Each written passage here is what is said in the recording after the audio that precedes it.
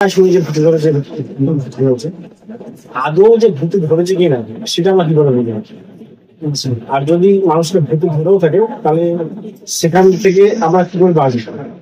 আচ্ছা, ভূতে ধরা একটা কথা বলি, এখন পুরো তান্ত্রিক আমাদেরকে সঠিক যে লোক তার কাছে আমরা কি করে পাবো। যেমন মানুষ একটা বিপদে ফেলেছে, সেখানে গিয়ে সে না ঠকে, সেই বিষয়টা মুশকিল না। বিষয়টা নিয়ে যদি তুমি জানতে চাও তাহলে আমরা সচরাচর অনেক ঘটনাই শুনেছি যে একে ভূত ধরেছে, একে পেটে ধরেছে, হ্যাঁ ভূতে ধরেছে, তাকে ধরে বেঁধে রাখা যাচ্ছে না, ছটফট করছে, লাফালাফি করছে, তাকে কোথাও নিয়ে যাওয়া যাচ্ছে না তাকে ঠিক করার জন্য। এমন যদি কোথাও তাকে নিয়ে যাওয়া যায় সেই ব্যক্তিকে ধরা তাহলে তো ঠিক আছে, আর যদি নিয়ে যাওয়া না যায় অনেক সময় আমার তান্ত্রিকদেরকে ডাকতে হয়, যারা ভূতে ধরা এইসব কেস ছাড়া তাদেরকে ডাকতে হয়, তারপরে একটা সমাধান আসে। সারা দিকে এমনও দেখেছি যে তারা বড় ভারী জলের কলসি, জুতো, গাছের ডাল ভেঙে নিয়ে চলে যাচ্ছে।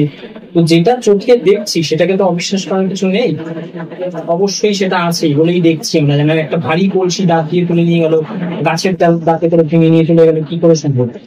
আছে বলেই হচ্ছে। কিন্তু কেউ ছোটাছুটি লাফালাফি এরকম করছে শুনছি, ভূতে ধরেছে না কি ধরেছে, তান্ত্রিক ডেকে নিয়ে আসলাম বাড়িতে। আদৌ এটা কি ভূত, কোথা থেকে আসলো, কিভাবে আসলো, কেনই বা ধরলো, এগুলো একটা মানুষের মধ্যে প্রশ্ন থেকেই যায়।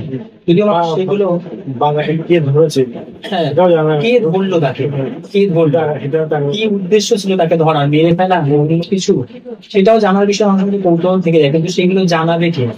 আর তান্ত্রিকদের কথা যদি বলো তো তারা আসছে, ঝাড়াচ্ছে, একটা প্রশ্ন থাকে তাদের কাছে, একটা পাওয়ার আছে, তারা ভূতে ধরা ছাড়াচ্ছে এটা সেটা। কিন্তু এটা কতটা সত্যতা আছে এর মধ্যে, যেটা একটা হাস্যকর ব্যাপারও বলা যেতে পারে। তবে এটা জানাটা সত্যি মানুষের খুব দরকার। আমি বিশেষ করে তোমার চ্যানেলে এই কারণেই আসি যে কিছু জিনিস কথা মানুষকে জানানোর উদ্দেশ্যে, মানুষ কিছু জিনিস জানুক, সমাজে তাদের অভিজ্ঞতা পাবে। তেমনি একটা বাস্তব অভিজ্ঞতার কথা বলছে, সে আমার বন্ধুর বোন, এমন না যে অপরিচিত কেউ, হ্যাঁ, বা আমি শোনার কথা বলছি, আমার দুঃসম্পর্কিত একটি বন্ধু, তার বোন রীতিমতো একটা বদমাইশি কীর্তি বলতে পারো। কিন্তু এই কীর্তিটা থেকেও একটা অভিজ্ঞতা, যে কত ভয়ঙ্কর বড় অভিজ্ঞতা, মানুষ জানলে আজকে বুঝবে যে এটাও জানা দরকার মানুষের এই ব্যাপারটা। মানে হয়তো আজকে আমার এই কথাটা শোনার পরে যারা শুনবে বা যারা মন দিয়ে ভিডিওটি দেখবে তারা হয়তো সত্যিই ভাববে, এবং এই ভাবাতে কিন্তু তাদের মধ্যে একটা পজিটিভ এনার্জিও কাজ করবে তাদের মাইন্ডে। এবং আজ পর্যন্ত এরকম ঘটনা কেউ শুনেছে কিনা এটা আমারও সন্দেহ, হ্যাঁ, কারণ এই ঘটনাটা আমি সচরাচর কারোর সঙ্গে শেয়ার করি না। তো সেই বন্ধুর কাছে বা তার বোনের কাছে আমি জিজ্ঞেস করলাম ঘটনাটা একটু শেয়ার করবো, তো দাদা তোমাদের রিকোয়েস্ট, আমার নাম কিন্তু তুমি বলো না, আমার নাম তুমি বলো না, তুমি শেয়ার করো। সেই বন্ধুর বোনটির এই মেয়েটির বিয়ে হয়েছে, একজনের সঙ্গে লাভ ম্যারেজই বলতে পারো, বিয়ে হয়েছে। বিয়ে হওয়ার পর শ্বশুরবাড়িতে যখন গেল, রীতিমতো 6 মাসের ঘটনা, বিয়ের পরে হাজবেন্ডের যে মা বাবা এবং হাজবেন্ডের যে মাসির মেয়ে, তারা রীতিমতো মেয়েটাকে ঠিক ভালোভাবে একসেপ্ট করেনি পজিটিভ ভাবে। একটু বাজে কথোপকথন, টর্চারিং, মানসিক টর্চারিং, এইসবগুলো তারা করতো, এসবগুলো তাদের মধ্যে ছিল। এবং মেয়েটি অতি শান্তশিষ্ট, এবং মেয়েটি সাংসারিক মেয়ে, এখনো পর্যন্ত বর্তমানে সে ওই সংসার করছে মানিয়ে নিয়ে। এবং আজও অব্দি হয়তো আমি বা তার দাদা ছাড়া কথাটা কেউ জানেও না, আজকে হয়তো তৃতীয় ব্যক্তি তুমি শুনছো। তো সে আমাকে তার বিয়ের 3 বছর পরে এই কথাটা শেয়ার করেছে, যে সে যখন রীতিমতো এই নিয়ে অপদস্থ বাড়িতে, এবং স্বামী ও মা বাবার কথা, মাসি শাশুড়ি তাদের কথাগুলো বেশি শুনছে, টর্চারিং করছে, মানসিক টর্চার করছে। মেয়েটি তখন কোনো কারণে একটা প্ল্যান করেছিল, যেটি হলো তারা যে জায়গায় বসবাস করতো সেই বাড়ির পেছনে আজও অব্দি একটা বহু দূর অব্দি ফাঁকা জমি, যেটা একটা ITI ইঞ্জিনিয়ারিং কলেজ হওয়ার কথা চলছে, সেই জমিটা ফাঁকা, এবং সেই জমিতে 2টো তাল গাছ ছিল, খুবই খারাপ ধরনের জিনিস সেখানে কি বসবাস করতো। বহু মানুষ তার সাক্ষী, দেখেছে, ওখান থেকে অনেকে ভূত পেতে ধরেছে। তার শাশুড়ি তাকে বিয়ের পরে পরে একদিন চুল তুলে সেজে গুজে ওখান থেকে বেড়াতে গেছে, বেরিয়ে যখন এসছে তার শাশুড়ি বলছে এইভাবে চুল তোলা অবস্থায় কোথাও বেরোবে না, সবাই বিয়ে হয়েছে, বিয়ের একটা গন্ধ আছে গায়ে, আমাদের এখানে এই জায়গাটা খুব খারাপ জায়গা। তো সে সেটা শোনার পরে মাথায় নিয়েছে। তারপরে সে এটা মাথার মধ্যে এই বদমাসের থেকে চিন্তা করেছে যে এখান থেকে ভূতে ধরে, এই ব্যাপারটা খুবই হাস্যকর ব্যাপার। এখান থেকে ভূতে ধরে, ভূতে ধরলে কি করে মানুষ? উতাল পাতাল রাত, যে আসছে তাকে সহ্য করতে পারছে না, মেরে দিচ্ছে, কি ধরে রাখতে পারছে না। তো সে চিন্তা করেছে আমি যদি ভূতে ধরার অ্যাক্টিং করি, তাহলে এই যে আমার উপর মানসিক টর্চার করছে শ্বশুর শাশুড়ি মাসি শাশুড়ি, এই সব কটাকে আমি জব্দ করবো।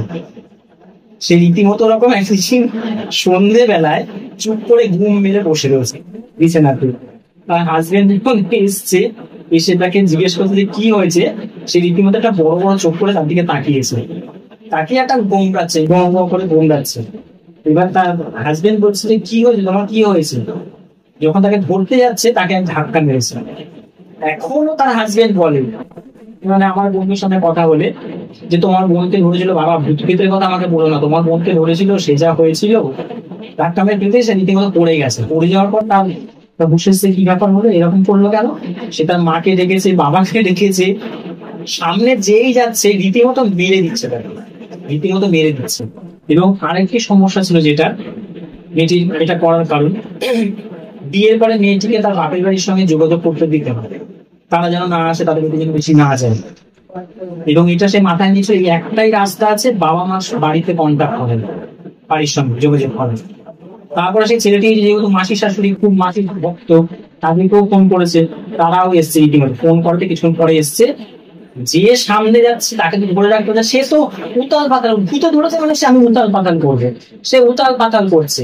মানে রীতিমতো বলছে যে দাদা আমার যাদের যাদের আক্রোশ ছিল, আমি খুব মার মেরেছি, খুব মার, যে সামনে আসছে তাকেই মারছে, ধাক্কা মেরে ফেলে দিচ্ছে, মারছে, কি হবে হবে পরের কথা। তখন রীতিমতো ছেলেটি মাসি বলেছে তোর শ্বশুরবাড়িতে ফোন কর, ছেলেটি শ্বশুরবাড়িতে ফোন কর, ভাইকে মাকে ওদেরকে ডাক, ওদেরকে ডাক। তখন ওদের বাড়িতে ফোন করেছে, ওরা এসেছে। আসার পর কি হয়েছে কি করা যায়, এখন কোথাও তো নিয়ে যাওয়া যাচ্ছে না, ধরতে গেলেই তো মারছে। তারা ঠিক করেছে কোনো ওঝা তান্ত্রিক দেখ খোঁজ কর, কোনো না কোনো মাধ্যমে একজনের সঙ্গে খোঁজ হয়েছে।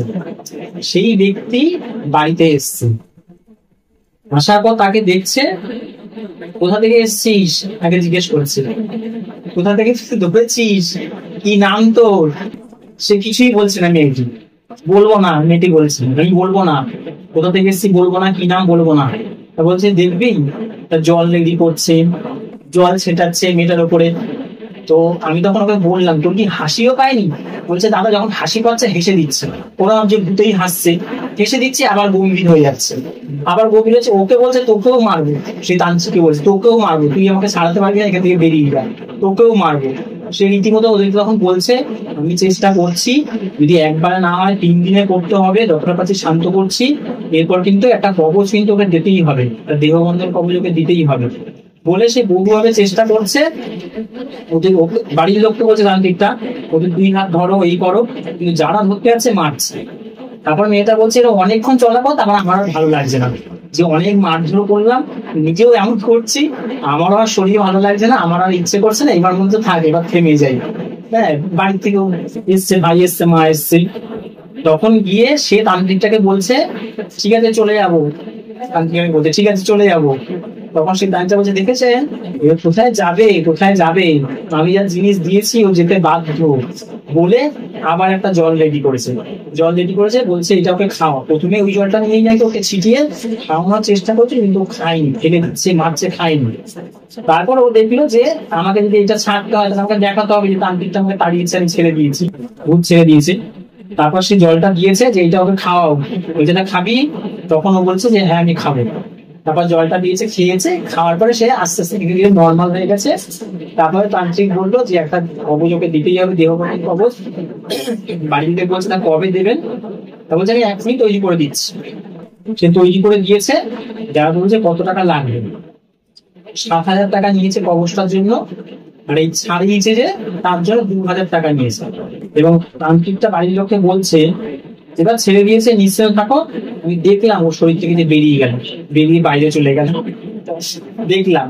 তারপর থেকে মেয়েটি ঠিক আছে, আর কোনদিন এই ঘটনা ঘটেনি। সব থেকে বড় কথা ও যেটা চেয়েছিল যে বাপের বাড়ির সঙ্গে যেন যোগাযোগটা হয়েছে, সেটা হয়ে গেছে, বাপের বাড়ির সঙ্গে ওর যোগাযোগটা হয়ে গেছে, এবং ওরা রীতিমতো একটু ভয়ে ভয়ে আছে যে এই ভূতে পেতে ধরেছে, তাকে এই ঘাটাঘাটি করে লাভ নেই, এসব মেয়েকে নিয়ে বাপের বাড়ির সঙ্গে যোগাযোগ আছে, কোথা থেকে কি হবে। তখন বাপের বাড়ির লোক বলবে যে তোরা কিছু করেছো, তোমরা কিছু করেছো, যার জন্য আমার মেয়েটা এসব হচ্ছে, তাই এসব নিয়ে রিস্ক নেই, তোরা ভালোভাবে সংসার কর মিলেমিশে। তাই এখন সংসার করছে মিলেমিশে। তো মেয়েটি আমার কাছে যখন এই তন্ত্রের কথা শুনলো, ভূত পেতে, আমার কাছে দাদা ভূত পেট বলে কিছু আছে, মানে অবশ্যই আছে, এই ধরনের কাজ হয়, এই ধরনের কাজ হয়। বলছে আমি একটা কথা বলবো, তো তুই আমাকে সেই জিনিসটা জানালে দাদা এরকম এরকম ঘটনা হয়েছে, দেখ তোর সঙ্গে এটা হয়নি, তুই অ্যাক্টিং করেছিস, এটা নয়, তা নয়, এই বিষয়টা সত্যিই আছে, এরকম হয়। আর সারানো যায়। বলছে এই যে তান্ত্রিক গুলো, আমি বলছি দেখ 10 জনকে নিয়ে সংসার, সবাই তো একরকম মাইন্ডের একরকম চিন্তা করা হবে না। ঠকানোর জন্য মানুষ বসে আছে, মানুষের সাহায্য করার জন্য মানুষ বসে আছে, ঠকানোর জন্য বসে আছে, ঠকার জন্য বসে আছে, ঠকার জন্য মানুষ বসে আছে, নাহলে মানুষ ডাকবে কেন? বিষয় হলো যে বোঝার বিষয়টা। আমি যখন একটা পেশেন্টকে দেখতে যাব, আগে গিয়ে তোমাকে একটু ফলো করতে হবে তার আকার ইঙ্গিত, তার সব থেকে বড় কথা তার চোখের চাউনি। তুমি চোখের চাউনিতে বুঝতে পারবে, তার চোখের মনিতে তুমি বুঝতে পারবে সেটা কি রিয়াকশন দিচ্ছে, তার মধ্যে অস্বাভাবিক আছে না সেটি স্বাভাবিক। তারপর তার কথাবার্তার টোন। আমি যেটা আমার প্রসেস, আমি সবার দিকে যাবো না, এক একজনের আলাদা প্রসেস থাকে, আমি আমার প্রসেসে বলি যেটা আমার বলার কথা নেই প্রথমে, তবুও বলি। আমি অনেক সময় ভুলভাল কথাও জিজ্ঞেস করি সেই পেশেন্ট, তার উত্তরটা সে কি দেয় আমার বোঝার আলাদা। হ্যাঁ, কিছু ভুলভাল লিখুন যে কি সে কি বলতে চায়, তার মনের কথাটা কি, তার চোখটা কোন দিকে ঘুরছে, তার রিয়েকশনটা কি, তার মধ্যে বুদ্ধি কাজ করছে কিনা, এই মুহূর্তে তার মাথায় কাজ করছে কিনা, সে যে প্ল্যানিং করছে কিনা, এগুলো আগে বুঝতে হবে। একটু সময় নিতে হবে, বসে কি করবে সে, উঠে এসে মারতেই যাবে, এটাই তো করবে, বা সামনে তো লোক থাকবে, তাকে ধরতে হবে, বাঁচাতে হবে, দেখতে হবে তার অ্যাকশনটা কি, সে কি চাইছে, কি বলছে। যদি অরিজিনালি হয় সে অনেক কিছুই বলবে, অনেক কিছুই। আবার একটা হয় যে গুণ মেরে বসে থাকে, তো আগে বুঝতে হবে, সেই বোঝাটা কমপ্লিট হলে তবে তাকে সুস্থ করাটাও চাই। এটাই আমি সবাইকে বলবো, বুঝতে হবে, মানে সবাই ঠকে না যাবে, আগে বুঝো, নিজেদেরও কিছু জ্ঞান একটু সামান্য মনোযোগ থাকা উচিত যে জিনিসটা কি হতে পারে, তৎক্ষণাৎ চটজলদি কিছু করার প্রয়োজন নেই। অনেক সময় হিতের ভিতরে সেই তান্ত্রিক এসে এমন কিছু প্রসেস অবলম্বন করে যে মেয়েটা হয়তো অসুস্থ হয়ে গেল, কিছু একটা হয়ে গেল, আগে বুঝতে হবে, সেই জিনিসটা অবলম্বন করার মানুষের জানার দরকার আছে।